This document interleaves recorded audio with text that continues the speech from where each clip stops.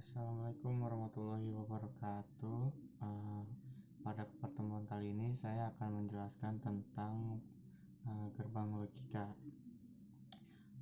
Yang pertama itu ada materi-materinya yang seperti pengertian gerbang logika, dan yang kedua fungsi gerbang logika.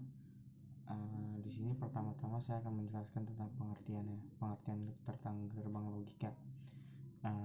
Gerbang logika atau logic gates adalah sebuah entitas untuk melakukan pengolahan input-input yang berupa bilangan biner.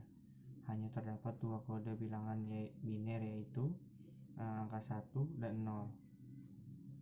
Dengan menggunakan teori matematika Boolean, sehingga dihasilkan sebuah sinyal output yang dapat digunakan untuk proses berikutnya. Contohnya di situ ada gerbang AND. Gerbang AND atau disebut juga AND gates adalah jenis gerbang logika yang memiliki dua input atau masukan, satu output atau keluaran. Gerbang AND apabila semua atau salah satu input merupakan bilangan biner berlogika 0, maka output akan menjadi 0. Sedangkan jika semua input adalah bilangan biner atau berlogika 1, maka output akan berlogika 1. Nah, di sini ada contohnya seperti simbol gerbang AND ada X dan Y dan Z atau X, Y, Z. Nah, itu seperti bisa dilihat sendirilah ya, gambar di sebelah kiri. Dan di sebelah kanan itu ada tabel kebenaran gerbang AND. Ada X, Y, Z, dan 0, 0, 1, 1, dan bisa dilihat juga di sebelah kanan. Selanjutnya ada gerbang OR. Gerbang OR atau disebut juga OR gate adalah jenis gerbang logika yang memiliki dua input masukan dan satu output atau keluaran.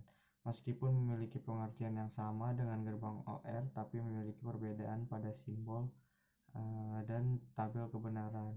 Gerbang OR apabila semua atau salah satu input merupakan bilangan biner atau berlogika 1, maka output akan menjadi 1.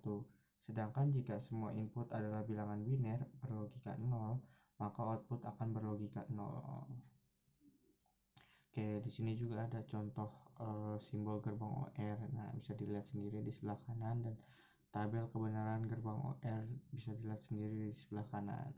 Tadi kalau simbol di gerbang OR di sebelah kiri dan tabel kebenaran gerbang OR itu sebelah kanan.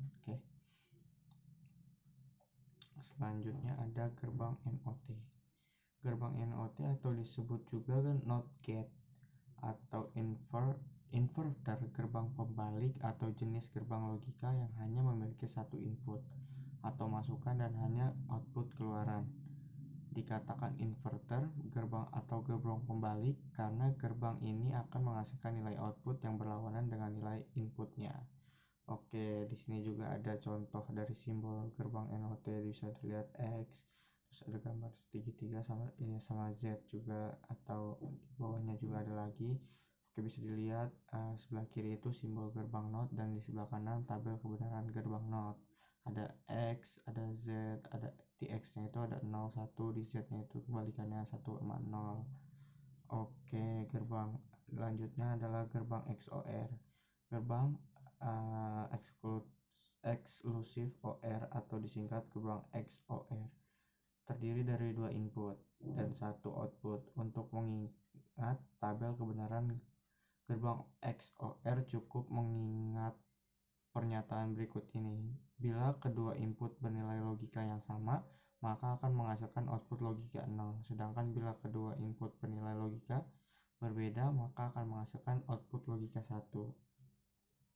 Nah, di sini juga seperti yang sebelum-sebelumnya ada contoh simbol gerbang XOR seperti itu di sebelah kiri, dan tabel kebenaran gerbang XOR di sebelah kanan.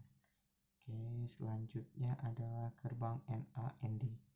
Gerbang NAND atau disebut juga NAND gate adalah jenis gerbang logika kombinasi yang memiliki dua input atau masukan dan satu output atau keluaran.